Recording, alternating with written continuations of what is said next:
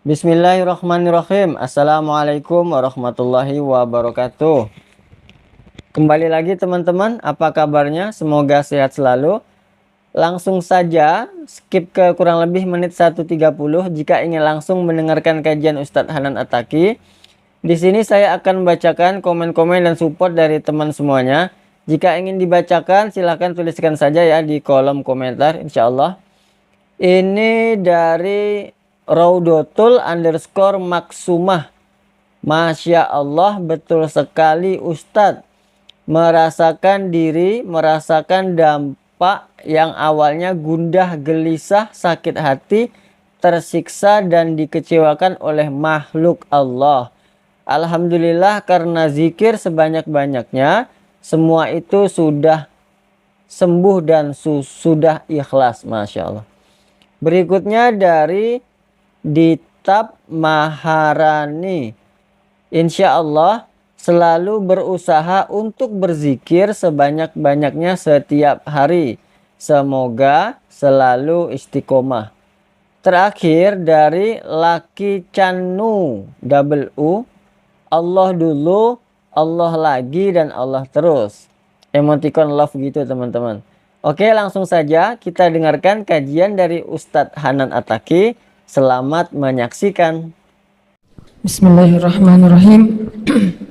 Teman-teman yang dirahmati Allah Subhanahu wa taala, tadi kita membahas tentang keutamaan duduk di dalam majelis ilmu dan hal yang coba kita selalu bangun kesadaran dan niat kita di dalam hati bahwa duduk dalam majelis ilmu itu bukan hanya buat nambah wawasan. Karena kalau cuman buat nambah wawasan, kita bakalan bosan kalau materinya itu-itu saja. Jadi kayak ngerasa saya ini udah tahu, ini udah tahu. Tapi lebih dari itu yang paling penting dalam majelis ilmu itu adalah tajdidul iman, memperbaharui iman. Jadi bisa dibilang bertambah ilmu itu harusnya bertambah iman. Kalau bertambah ilmu cuman bertambah wawasan tapi nggak bertambah iman, kayaknya agak-agak ada yang miss nih, kurang greget. Karena ilmu itu tempatnya di sini, bukan di sini. Kalau ilmu kita cuman letakkan di dalam hafalan, di dalam wawasan, nggak terlalu banyak manfaatnya buat kita. Cuman sekedar jadi bahan debat, cuman sekedar biar dibilang musakof, orang yang berwawasan, cuman sekedar untuk dapat gelar gitu ya. Hanya untuk bisa bicara di depan umum. Tapi kalau ilmu itu diletakkan di hati, maka walaupun kita mungkin nggak pintar ngomong di depan umum, tapi ilmu kita itu benar-benar bermanfaat. Minimal buat kita dulu nih, litajdidil iman, untuk memperbaharui iman. Karena Allah sendiri bilang innama yakhsyallaha min ibadihil ulama. Orang yang takut kepada Allah di antara hamba-hambanya itu adalah orang yang berilmu. Dan takut itu sifatnya hati, adanya di dalam hati. Takut, cinta, takut, berani, cinta, benci, nyaman, bahagia, susah, semuanya ada di dalam hati. Nah, kata Allah, orang yang paling takut kepada Allah di dalam hatinya adalah orang yang berilmu. Ini artinya apa? Berarti salah satu cara ngebangun rasa takut itu dengan mencari ilmu. Salah satu cara ngebangun rasa iman itu dengan mencari ilmu, sehingga nanti dia jadi orang yang sejati imannya. Innamal mu'minun idza dzukirallah wajilat qulubuhum. Tapi kalau belum wajilat qulubuhum, berarti ilmunya belum sampai ke hati. Nah, ini yang kita coba belajar di dalam majelis-majelis kayak gini. Niatkan, saya ngerasa gersang nih hatinya nih. Karena kekuatan kita yang paling besar itu kan adanya di hati sebetulnya. Apalagi kalau kita mau berakad dengan Allah, akadnya itu di sini, bukan di lisan. Kalau dengan akad lisan itu kepada manusia, saya terima nikahnya, kan nggak cukup di hati doang ya. Yang penting kan saya cinta, nggak perlu akad, nggak bisa. Kalau dengan manusia harus dengan lisan. Kenapa? Karena manusia nggak tahu isi hati.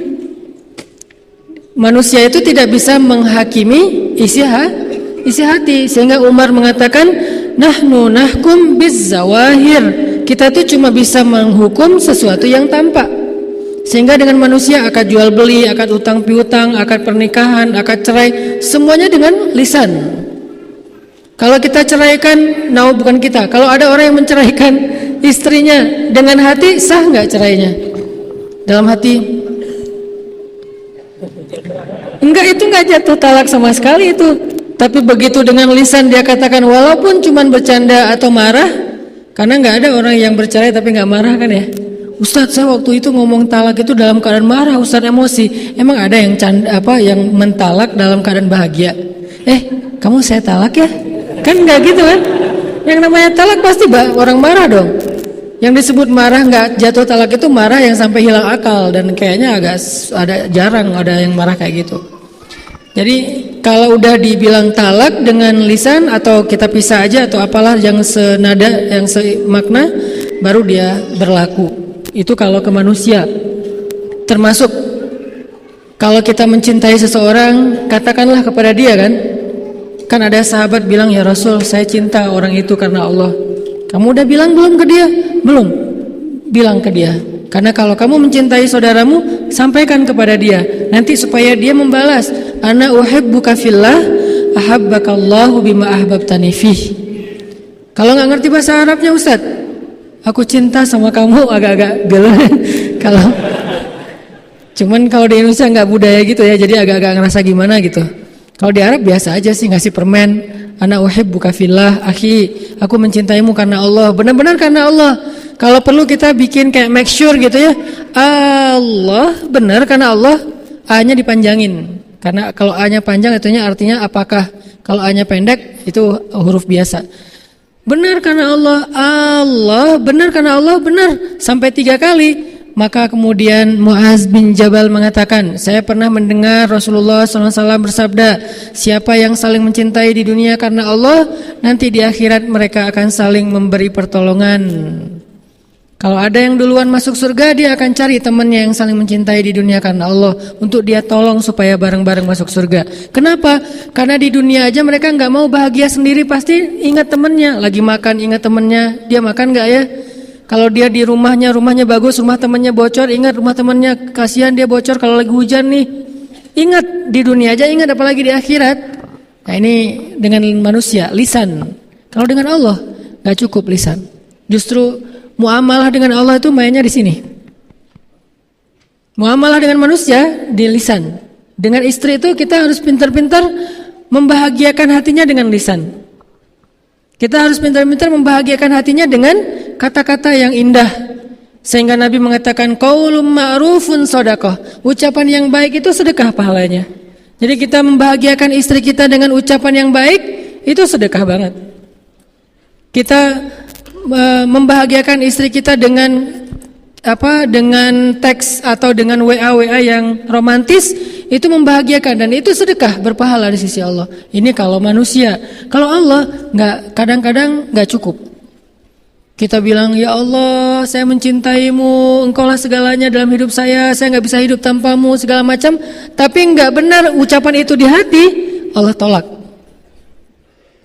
Kalau manusia kok nerima? Karena dia nggak tahu isi hati. Dan dia tidak boleh menghakimi isi hati.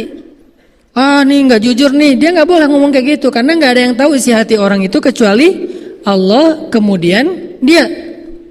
Sehingga kalau ada teman kita mengatakan, sumpah, ya udah berarti selesai. Demi Allah selesai. Saya jujur kok, selesai. Nggak boleh kita nih ria atau apa segala macam. Nggak boleh menjudge isi hati orang lain. Ada yang posting di sosmed lagi ngaji, kita ria nih, ini menjudge isi hati orang. Gimana kita tahu dia ria? Bisa aja sebaliknya, dia lagi syiar.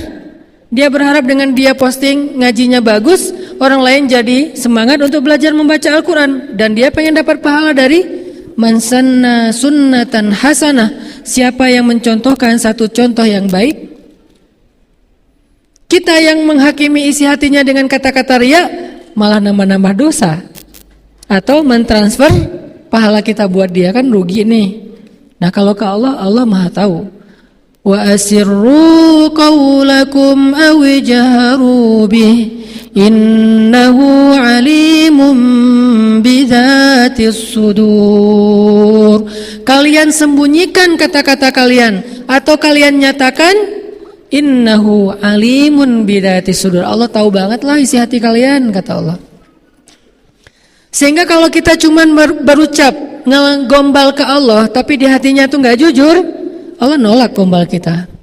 Apa contoh gombal ke Allahnya? Inna sholati wa nusuki wa mahyaya wa mamati lillahi rabbil alamin. Itu keren banget kan kata-katanya? Sesungguhnya sholat saya, kurban saya, inna sholati wa nusuki, hidup saya, mati saya, semuanya untuk Allah. Tapi nggak ada di hati kata-kata itu, maka Allah akan menolak kata-kata tersebut. Sama kayak orang-orang mengatakan, wa minan nasi man yaqulu amanna billah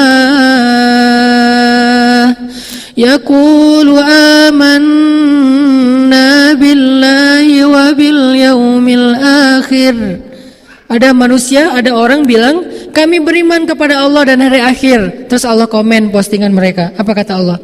Wa ma hum bimu'minin. Mereka enggak beriman. Ditambah lagi komen sama Allah berikutnya. Jadi di replay komennya tuh berkali-kali. Apa komen berikutnya? Yukhadi'una Allah walladzina amanu wa ma yakhda'una illa anfusahum wa ma yash'urun. Mereka bohong, kata Allah. Kenapa kok Allah menjudge seorang yang berkata-kata baik? Kami beriman, kata mereka. Kan baik kan kata-kata ini ya. Asyhadu an la ilaha illallah, inna sholati wa nusuki, apalagi hasbiyallahu wa ni'mal wakil, la haula wala quwata illa billah, apalagi kalimat-kalimatnya, la'allahu khair, iyyaka na'budu wa iyyaka nasta'in, la tahzan innallaha ma'ana. Semua kata-kata yang baik, tapi Allah komennya enggak, kata Allah. Bohong, kata Allah. Kok Allah menjudge kayak gitu padahal ucapannya baik? Jawabannya ada di ayat berikutnya. Fi qulubihim marad. Karena di hati mereka ada penyakit. Apa penyakitnya? Gak jujur. Makanya kalau ke Allah muamalah itu di sini letaknya. Kalau ke manusia dengan lisan. Makin baik dalam kita berkomunikasi, makin orang bahagia. Makin orang jadi teman dekat dengan kita. Makin bagus cara kita nulis caption atau kita nulis teks WA kita tuh pakai emoticon guling-guling lah, back hug lah, nangis lah, kiss lah, segala macam. Makin jadi kayak geng banget ya, sahabatan banget. Apalagi buat cewek-cewek kan senang pakai emoticon tuh. Kadang-kadang kalau di line emoticonnya sampai di share segala macam, karena itu kayak bahasa komunikasi. Kalau ke Allah nggak bisa. Kalau ke Allah itu di sini dulu, baru di sini. Bukankah Nabi mengatakan Allah tidak melihat kepada penampilan kalian, Allah tidak melihat kepada perbuatan kalian, tapi Allah melihat ke hati kalian? Maksudnya bukan gak penting penampilan dan perbuatan, bukan. Tapi maksudnya kalau hatinya gak selaras, penampilan dan perbuatan itu ditolak sama Allah. Bukankah innamal a'malu binniyat? Semua amal itu tergantung dengan niat, dan niat itu mahalluha al-qalb. Niat itu tempatnya adalah hati. Berarti interaksi kita, akad kita dengan Allah itu dimulai di sini. Kalau di sininya mantap, wah, banyak banget keajaiban terjadi dalam hidup kita. Banyak banget kalau di sini mantap. Kita nggak butuh kalimat panjang, satu kata aja cukup.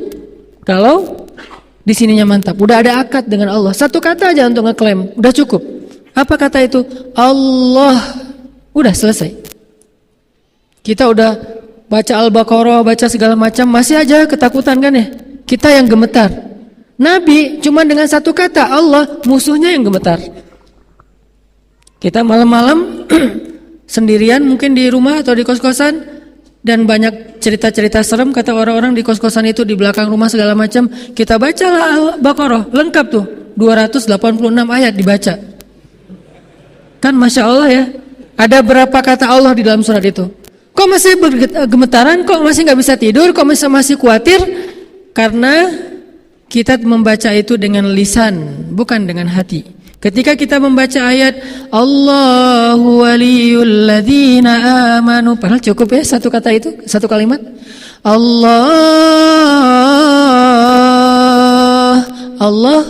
Allahu waliyul ladzina amanu, pelindung orang yang beriman. Kan selesai ini seharusnya. Allahu waliyul ladzina amanu. Ya udah saya yakin. Selesai seharusnya. Udah tenang, tumanina, bisa tidur, sakinah. Padahal kan kata-katanya tuh udah mantep banget. Kenapa masih kurang? Di sininya belum. Kita baca Al-Mulk, kita baca Yasin, kita baca banyak surah di Al-Quran yang semuanya juga baik. Al-Kahfi. Kenapa kok nggak bisa bikin kita tenang ketika ada masalah? Lagi ada masalah galau berat nih, baca la tahzan innallaha ma'ana. Kita ulang-ulang. Lagi galau berat, baca tabarakalladzi biyadihil mulku wa huwa ala kulli syai'in qadir. Kok masih galau? Karena lisan kita nggak klop dengan hati kita. Jadi nggak akan terjadi apa-apa dalam hidup kita. Kenapa nggak terjadi apa-apa? Karena kita nggak lagi bermuamalah dengan Allah. Kita lagi bermuamalah dengan orang atau dengan diri kita sendiri. Kalau kita pengen dapat pertolongan dengan Allah, pertolongan dari Allah, muamalahnya pakai ini. Bukan pakai ini doang. Kalau pakai ini, nggak usah panjang-panjang. Allah aja bisa selesai masalahnya. Kayak Nabi lagi ditodong senjata, benar-benar ditarik dikit aja. Itu kan pedang tajam banget tuh. Ditaruh di sininya Nabi atau mungkin di sininya, wallahu alam, yang jelas di leher Nabi, taruh di sini, ditarik sedikit, itu langsung kayak kita motong ayam, benar-benar langsung Nabi kegorok itu. Dan itu benar-benar nggak ada yang ngelindungin Nabi di antara manusia. Dia bilang, siapa yang akan menyelamatkan kamu Muhammad sekarang? Teman-teman kamu, sahabat-sahabat kamu jauh. Nabi melihat ke arah dia dengan tenang dan hatinya mantap, mengatakan Allah. Langsung jatuh tuh pedang. Dia bukan megang pedang santai-santai gitu. Pegangnya kan namanya juga mau gorok kan ya. Udah kayak orang megang samurai gitu kan, udah siap-siap nih mau ditarik. Begitu Nabi bilang Allah, gemetar sampai jatuh pedangnya. Kira-kira gemetarnya gimana tuh sampai pedangnya jatuh? Kan dahsyat banget kata-kata Nabi. Bisa nggak kita kayak gitu ke calon mertua? Terus anak saya dikasih makan siapa? Allah. Wah, beres. Kenapa nggak bisa malah kita yang tetap gemetaran? Nih, kita belum kuat hatinya. Sinyal hati kita tuh, sinyal iman kita tuh ke Allah belum terlalu mantap. Lahum darajatun 'inda rabbihim. Orang beriman itu bertingkat-tingkat. Jadi rasa di hati kita itu nggak sama. Ada yang kuat banget, ada yang biasa-biasa aja, ada yang sedikit, ada yang putus-putus. Sekali ada rasa, sekali enggak. Artinya sekali yakin, sekali ragu. Kalau sakitnya cuma sakit kayak panas doang, dia yakin Allah Maha Penyembuh. Giliran sakitnya lebih parah, dia mulai ragu kepada Allah. Kenapa yang tadi sembuh yang enggak, yang ini enggak? Yang tadi yakin, yang ini ragu. Kenapa kalau misalnya yang sakit kepala dia bisa sembuh? Karena kalau sakit kepala ringan, dia yakin sama Allah Maha Penyembuh, jadi sembuh. Giliran sakitnya agak parah, dia ragu sama Allah Maha Penyembuh, makanya nggak sembuh-sembuh. Ada tuh Ustadz, dia orangnya saya yakin orangnya beriman banget, tapi kok nggak sembuh-sembuh? Nah, nanti ada jawaban lain. Yang jelas, nggak ada iman yang sia-sia. Nggak ada iman yang sia-sia. Iman itu sekecil zarrah aja, nilainya lebih daripada langit dan bumi. Bukankah Nabi banyak banget hadis tentang mengatakan satu amal yang lebih baik daripada bumi dan seisinya, atau langit dan bumi kan? Itu sekecil zarrah amalnya, tapi lebih berat daripada langit dan bumi. Kalimat subhanallahi wa bihamdi, subhanallahil azim aja, itu kalau ditimbang di dua timbangan, yang satu ditaruh bumi dan langit, satu lagi kalimat subhanallahi wa bihamdi, subhanallahil azim, itu lebih berat subhanallah daripada bumi dan langit. Iman sesepele itu coba. Belum kalimat yang panjang, yang satu surat Al-Quran yang kayak gimana panjang lebar. Cuman kata-kata yang singkat. Kenapa? Kalau diucapkan dengan hati yang mantap. Jadi kalau kita pengen lihat keajaiban dalam hidup kita, ini nih yang ditajdid. Kita butuh majelis ilmu itu untuk ini nih, untuk ngecas terus, untuk nguatin terus. Sehingga kalau ininya kuat, begitu kita angkat tangan, ininya mantap, Allah kasih. Dan saya walaupun bukan ahlinya, tapi saya dengan kelemahan saya tuh sering ngebuktiin itu benar-benar nyata loh. Benar-benar nyata, di luar dugaan, di luar nalar kita tuh bisa terjadi. Makanya kayak saya sering banget men-flashback tentang pengalaman-pengalaman hidup saya pribadi, itu jadi kayak kata Allah di surat Ad-Duha. Ketika Nabi lagi galau kan ya, 6 bulan gak turun wahyu. Setiap hari Nabi ngelihat ke langit, mana ya Jibril kok gak turun-turun. Setiap hari Nabi ngelihat ke langit, mana Jibril kok gak datang juga. Mana Jibril, mana Jibril, mana Jibril. Selama 6 bulan sampai Nabi sedih, sampai Nabi mulai berpikir kalau beliau sudah dicabut, dipecat jadi Nabi. Jangan-jangan Allah udah gak ridho lagi saya sebagai Nabi nih. Jangan-jangan saya sudah diberhentikan. Jangan-jangan Allah udah memilih Nabi yang lain selain saya.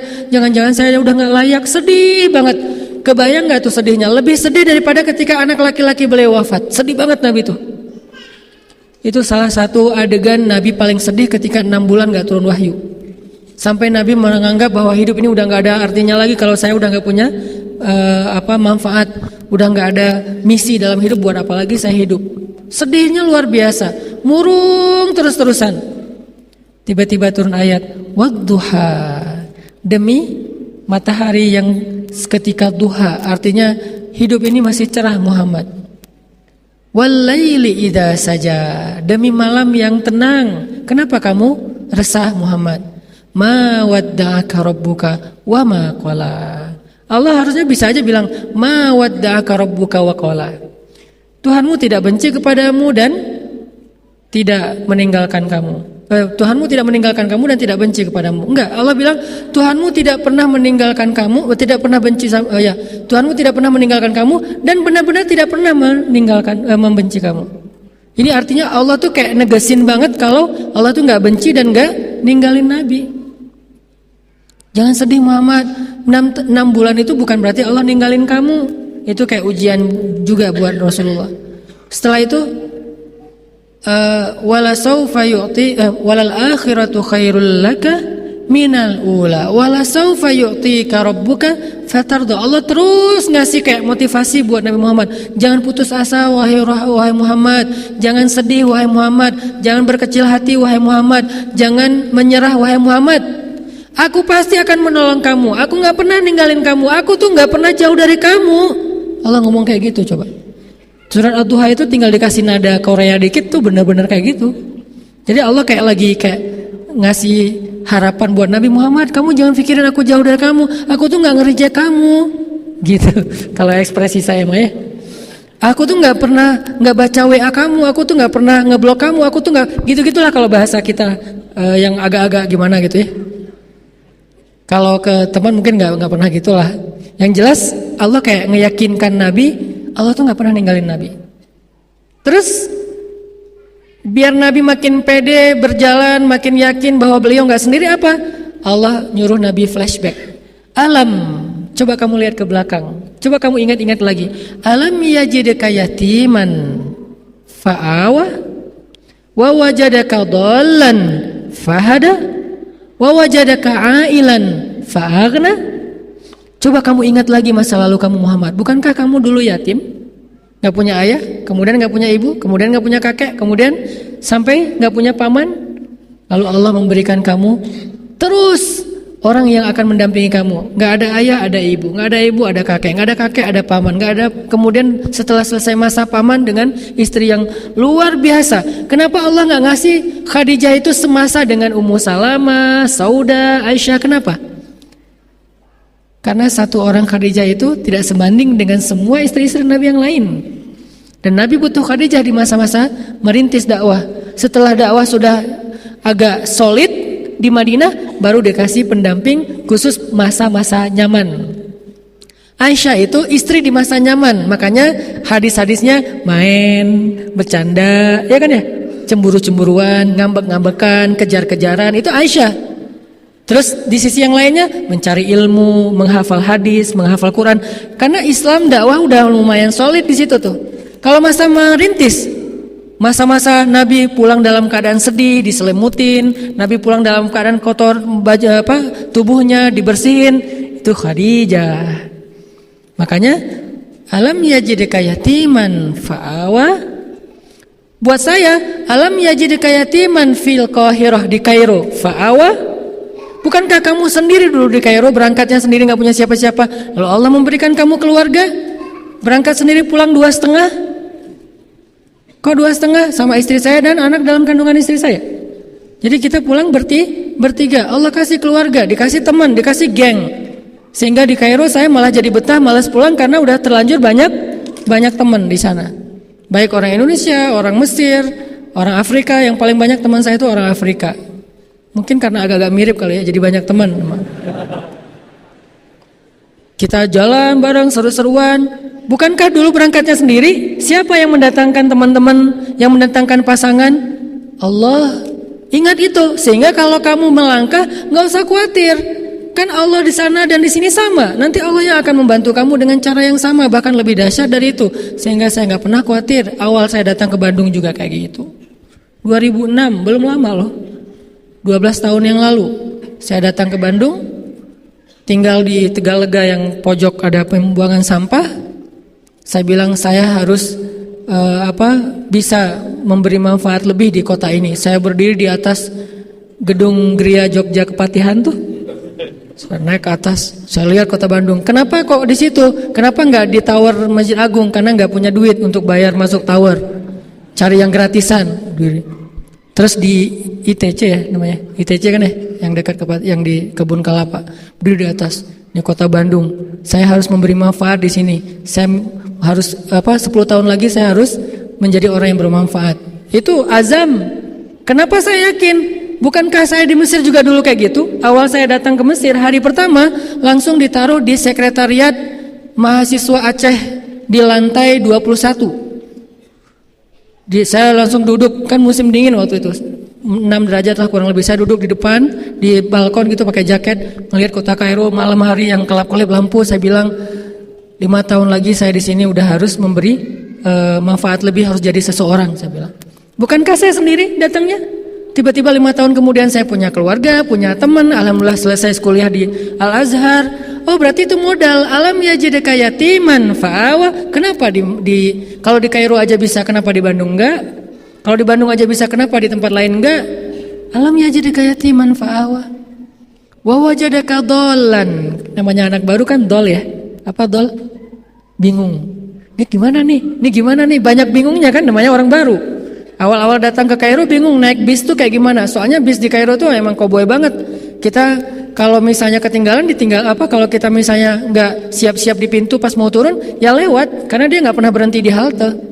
Hanya melambat sedikit terus kita turunnya sambil lari. Terus kalau udah jauh susah lagi nyari-nyari jalannya. Salah naik bus ya salah jalan. Nah, artinya masih bingung nih gimana nih. Terus tinggal di mana? Terus saya makannya apa? Dolan. Fahada, Allah tunjukkan satu persatu, enggak sekaligus. Pertama Allah amankan dulu masalah kebutuhan beasiswa. Allah tunjukkan tiba-tiba ada yang buka, ada lembaga kayak lembaga zakat gitu, buka beasiswa untuk anak baru. Datang ngantri, disuruh ngaji doang, lulus, alhamdulillah selesai satu. Fahada. Udah dapat beasiswa, akhirnya fahadanya apa? Cari kos-kosan. Dapat kokosan, awalnya cari yang paling murah di kampung. Yang saya cerita ada keledai segala macam, di kampung banget. Selalu kayak gitu mulai kehidupan saya tuh, dari awal banget, dari bawah. Udah dapat kos-kosan, sekarang tinggal mikirin jalur dari kos-kosan ke kampus. Naik apa yang paling murah? Apakah naik MRT? Sesekali doang naik MRT karena mahal, cuma pengen sok-sok keren-keren aja gitu, naik MRT. Sisanya naik kayak bis yang paling murah, yang isinya tuh orang jualan sayur, terus kayak bawa-bawa ayam gitu. Pokoknya gitu aja, keluar dari situ tuh udah baju udah harus ganti. Belum lagi kalau musim panas kan keringat-keringetan terus segala macam. Keluar dari situ gimana ya kok jadi kayak gini. Itu naik itu. Kenapa? Udah fahada. Dari situ mulai fahadanya apa? Mulai kenal teman-teman orang Indonesia, mulai ditunjukkan oleh Allah ide bikin usaha apa. Fahada.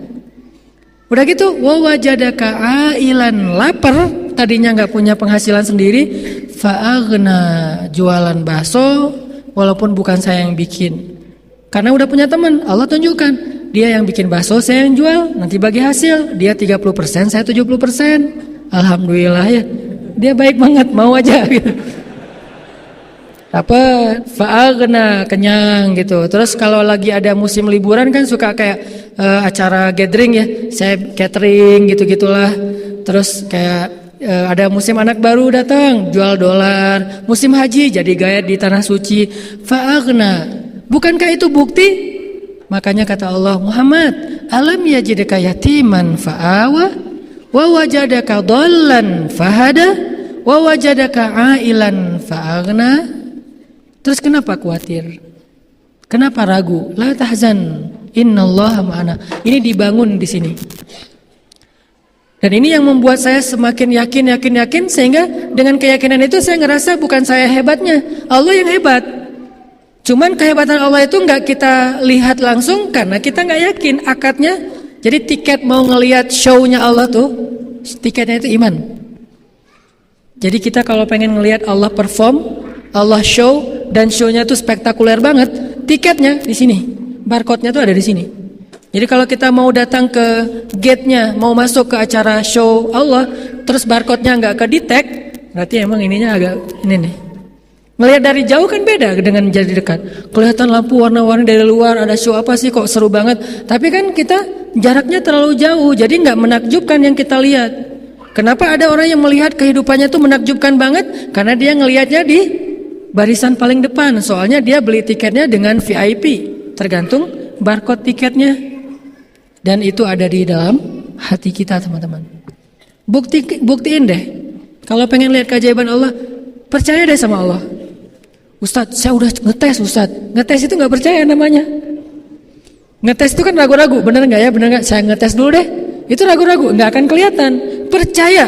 Gimana caranya Ustadz? Coba percaya. Tapi kan percaya juga bertahap. Caranya, alam yajidka yatiman. Lihat masa hidup kita selama ini. Bukankah Allah yang nolong kita? Kalau kita ngerasa gak kayak orang yang garing hidupnya, gak punya pengalaman, lihat pengalaman teman kita yang lebih unik. Lihat pengalaman orang-orang yang sering sharing yang lebih unik lagi tuh. Bukankah Allah yang nolong dia? Apalagi kalau di Bandung tuh banyak banget hijrah story kan. Dari orang-orang yang Allah selamatkan, dikasih second life kayak gitu-gitu. Bukankah itu alam yajidka yatiman fa'awa wa wajadaka dhallan fahada wa wajadaka ailan fa'aghna. Kenapa enggak bertambah iman kita mendengar cerita-cerita itu? Sehingga kalau kita udah bertambah iman, nanti kita akan melihat keajaiban dari Allah. Kalau enggak, wa ma hum bimu'minin. Yukhadi'un Allah fi qulubihim marad, kata Allah. Jadi syaratnya teman, coba mantapkan lagi hati kita, tajdid iman kita di dalam hati dengan majelis-majelis kayak gini.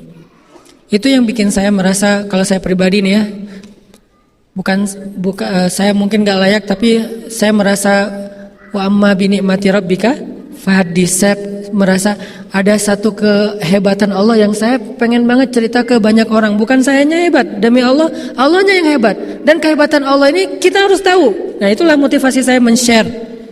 Itu yang bikin saya pede banget ngapa-ngapain. Pede kenapa? Kan Allah yang. Tapi bukan berarti konyol ya. Tetap ada pertimbangan, tetap ada ikhtiar. Itu mah urusan zahir. Pertimbangan, ikhtiar, musyawarah, itu urusan zahir. Ini kita lagi ngomongin urusan batin. Jangan sampai kita batinnya mantap tapi gak ikhtiar. Kok gak ada Ustadz? Dia terlalu woles. Terlalu, kayak kemarin ada cerita teman di Surabaya tuh bilang, Ustadz, saya tuh udah berusaha woles, tapi kok gak lulus-lulus ya Ustadz. Saya ketika ujian woles, gak belajar, kata dia. Saya udah umur sekian, woles, gak ngelamar cewek. Ya tapi kok jadi hidup saya kayak gini-gini aja Ustadz. Itu bukan woles. Bukankah Nabi berlindung kepada Allah dari kata-kata a'udzubika minal ajzi wal kasal.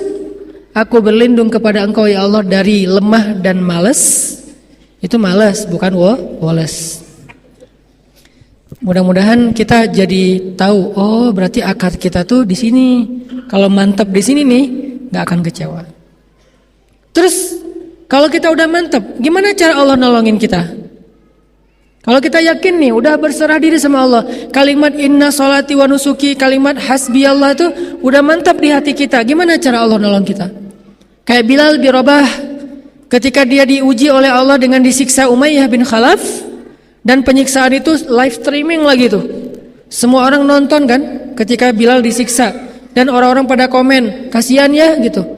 Yang lain nanya, siapa yang kasihan? Dikirain Bilal, ternyata bukan, Umayyah kasihan. Karena kelihatan dia yang kewalahan, yang kecapean. Bilal mah biasa-biasa aja. Sakit sih tapi ketahan.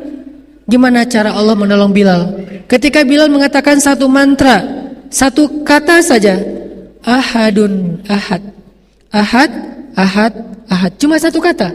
Bilal tuh nggak ngomongin Allahu la ilaha illa huwal hayyul qayyum la ta'khudhuhu sinatun wa la naum, enggak. Tabarakalladzi biyadihil mulk wa huwa ala kulli syai'in qadir alladzi khalaqal mauta wal hayata. Enggak, dia enggak hafal ayat sebanyak itu. Dia cuma tahu ahadun ahad. Kenapa Bilal enggak baca doa yang panjang? Karena Bilal baru masuk Islam dan belum tahu agama ini kecuali ahadun ahad. Dia belum tahu Al-Qur'an yang panjang, dia belum tahu hadis, dia belum tahu wirid-wirid. Bahkan nanti sampai Bilal udah di Madinah juga dia wiridnya enggak banyak Bilal tuh. Dia pernah kayak kepo gitu ya, Nabi lagi wirid. Terus Ibnu Abbas itu kan kayak anak kecil yang kemana-mana ngikutin Nabi ya. Jadi Nabi buat dia tuh udah kayak ayah gitu. Kemana Nabi dia ikut. Dan Ibnu Abbas itu cerdas. Kalau dengar sesuatu langsung ingat, nggak pernah lupa lagi tuh. Nah Ibnu Abbas juga didengarin sama Bilal. Wah wiridnya panjang gini. Yang satu lagi ini juga lebih panjang nih Rasulullah. Dua-duanya panjang. Bilal bingung. Terus saya gimana dong? Bilal wirid saya nggak sepanjang mereka. Akhirnya Bilal punya wirid sendiri yang cuma 4 kalimat. Dilapor ke Rasulullah, ya Rasulullah, saya tuh nggak punya wirid dan dana, saya nggak punya wirid seperti wirid Nabi, wirid Ibnu Abbas, wirid Ali yang panjang-panjang. Boleh nggak ya Rasul? Kata Rasul, wirid kamu apa Bilal? Kata Bilal, wirid saya, Allahumma inni as'aluka ridhoka wal jannah wa a'udzubika min sakhatika wan nar. Cuma 4 hal. Itu kan wiridnya Bilal tuh. Allahumma inni as'aluka ridhaka wal jannah wa a'udzubika min sakhatika wan nar. Cuman itu doang ya Rasul. Nabi tersenyum. Nabi bilang, Bilal, wirid kami panjang-panjang, intinya itu juga. Jadi Bilal itu menyimpulkan gitu, pintar ya. Wirid Nabi kemana-mana, ujung-ujungnya adalah wirid Bilal. Jadi dia tinggal ngambil ujungnya aja. Rabbana atina fid dunya hasanah. Beres kan? Wa fil akhirati hasanah wa qina azabannar. Itu udah udah menyeluruh semua doa itu ada di situ. Makanya disebut pamungkas. Jangan remeh loh dengan doa itu. Kalau kita baca doa itu dengan yakin, itu benar-benar ajaib tuh doa. Kita aja yang kadang-kadang ngerasa, aduh kayak kurang afdol nih, kayak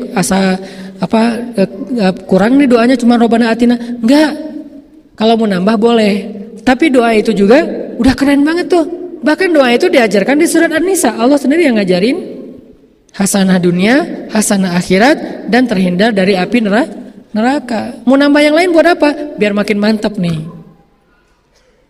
Ahadun ahad, dia cuma tahu satu kata, ahad doang gitu. Kok terus apa pertolongan Allah buat Bilal? Allah menolong Bilal bukan tiba-tiba begitu ahadun ahad datang Abu Bakar, Bilal saya beli, saya bebaskan. Nggak gitu cara Allah menolong hambanya. Ini yang kita harus paham. Sehingga tadi jawabannya ketika ada yang mengatakan dia itu orang yang beriman, dia itu orang soleh, kok dia nggak ditolong? Nggak, dia ditolong, kita yang nggak tahu dia ditolong. Apa bentuk pertolongannya? Allah menolong hambanya dengan 2 cara. Pertama, pertolongan pertamanya adalah kayak UGD gitu.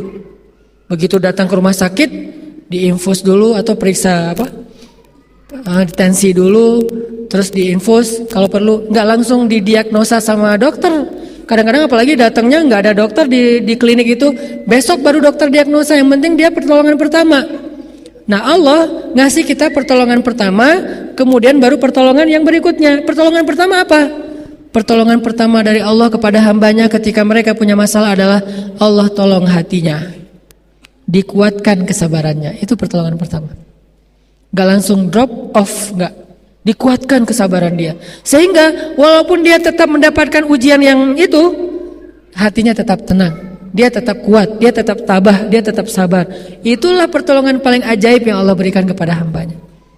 Bilal disiksa itu berhari-hari, berminggu-minggu. Padahal dia udah bilang ahadun ahad dari hari pertama.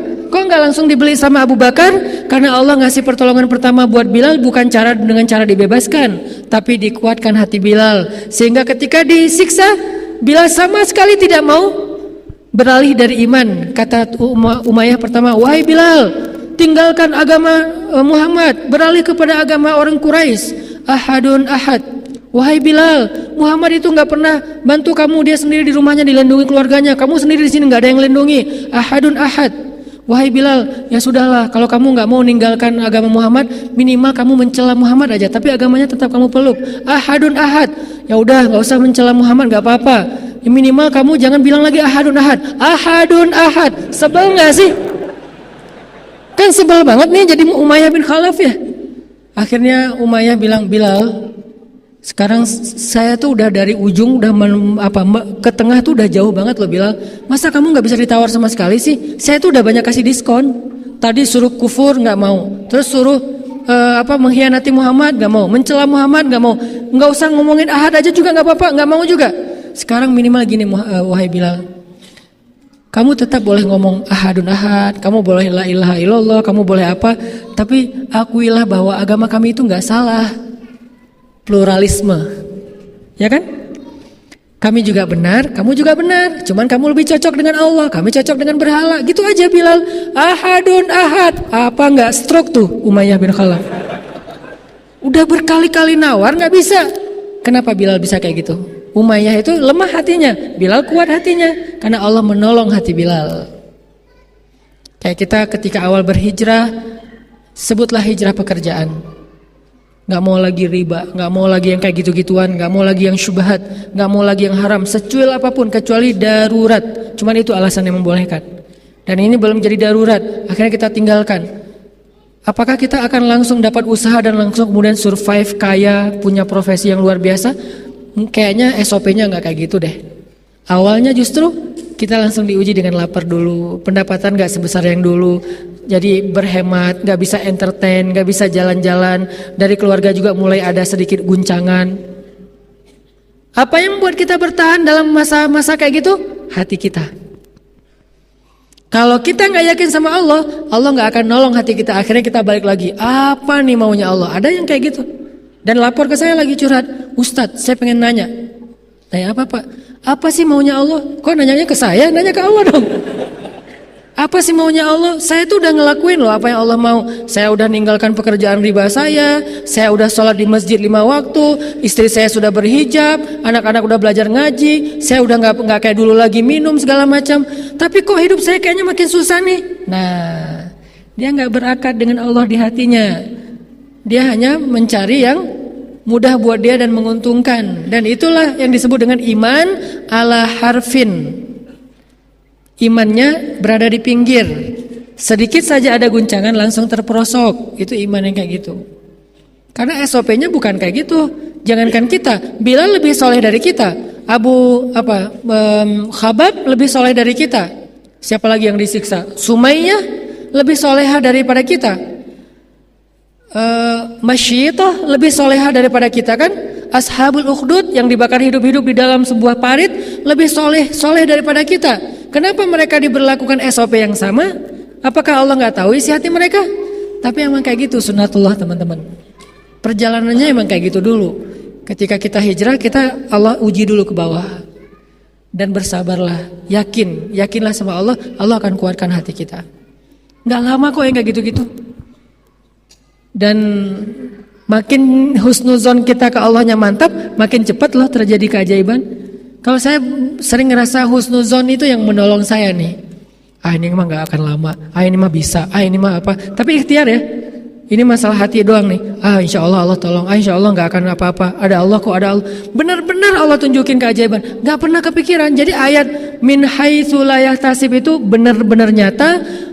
Wa yaj'al lahum makhraja itu benar-benar nyata. Pasti teman-teman pernah ngalamin itu. Makanya kalau udah pernah ngalamin, alam yajidka yatiman fa'awa. Ingat itu, terus bikin itu jadi tajdid iman, pembaharuan iman. Sehingga kita berani mengambil resiko fisabilillah, berani gambling dengan melibatkan Allah, berani.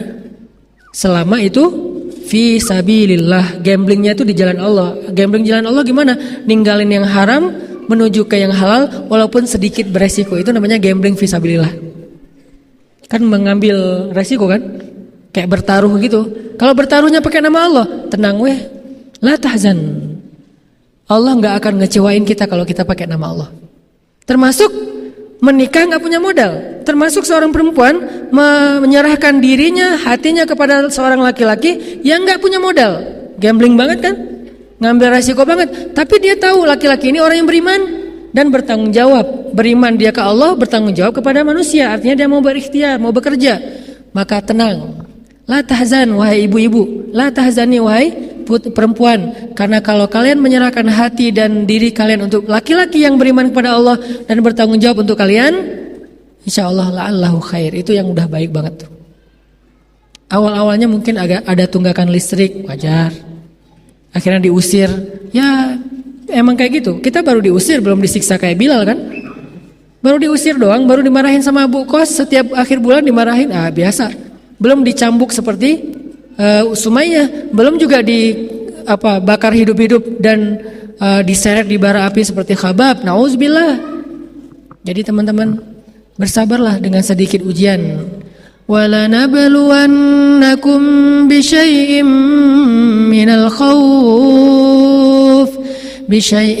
مِنَ الْخَوْفِ وَالْجُوعِ ونقص من الأموال والأنفس والثمرات. Pasti kami uji, kata Allah, dengan sedikit rasa takut, dengan sedikit rasa lapar, dengan sedikit kekurangan, dengan sedikit kegalauan. Wabasyiris sabirin. Tapi sampaikan berita gembira kepada orang yang sabar. Jadi tidak ada balasan dari kesabaran kecuali berita gembira. Nggak ada balasan dari kesabaran kecuali keajaiban. Nggak ada balasan dan kesudahan dari kesabaran kecuali kemenangan. Dan nggak ada yang lain. Tidak ada kesabaran menjadi penyesalan, kesabaran menjadi kerugian, kesabaran kecelakaan. Itu bukan pasangannya. Nggak kayak gitu sunatullahnya, itu disilang. Sunatullahnya pohon sabar hanya berbuah keberuntungan, kebahagiaan, keajaiban, pertolongan, apalagi kebaikan-kebaikan. Itulah buah dari pohon sabar. Jadi pohon apa yang kita tanam, maka buah itulah yang akan kita petik. Gak mungkin kita nanam pohon sabar kemudian yang muncul buah yang pahit dan beracun. Gak mungkin, kebalik itu. Itu yang kita bangun di hati kita. Wabasyiris sabirin. Terus nanti ditambah lagi dengan ayat-ayat yang lain. Wa may yattaqillaha yaj'al lahu makhraja dan seterusnya. Ala inna nasrallahi qarib. Tenang, bentar lagi kata Allah. Terusin sabarnya. Isbiru wasabiru warabitu. Bersabarlah, kuatkan kesabaran. Ikat pinggang kalian. Jangan sampai kalian berputus asa. Akad di sini. Baru nanti Allah tunjukin. Makin besar kesabaran kita, makin besar keajaiban dalam hidup kita. Saya udah ngebuktiin itu, saya yakin teman-teman udah pernah membuktikan itu. So, kenapa kita harus ragu? Kenapa kita harus galau? Kenapa kita harus berputus asa? Bismillah, jalan. Baru kita ngomong hasbiyallah. Alhamdulillah, bersama-sama telah kita saksikan kajian dari Ustadz Hanan At-Taqi. Seperti biasa teman-teman, sebelum akhiri pertemuan kita, marilah kita membaca doa dulu ya. Doa kafaratul majelis, karena mempunyai hikmah yang sangat luar biasa. Hadisnya dari Abu Hurairah radhiyallahu an berkata, Rasulullah shallallahu alaihi wasallam bersabda, barang siapa yang berada pada suatu majelis, kemudian pada majelis tersebut terdapat banyak perkataan yang tidak berguna, lalu sebelum beranjak meninggalkan majelis mengatakan hal yang ini, yaitu kafaratul majelis, kecuali telah diampuni baginya apa yang ada pada majelis tersebut. Hadis riwayat Tirmizi. Bismillahirrahmanirrahim. Subhanakallahumma wa bihamdika asyhadu alla ilaha illa anta astaghfiruka wa atubu ilaik. Yang artinya, Maha suci Engkau ya Allah, dan dengan memujimu aku bersaksi bahwa tiada Tuhan selain Engkau. Aku mohon ampunanmu dan aku bertaubat kepadamu. Wassalamualaikum warahmatullahi wabarakatuh.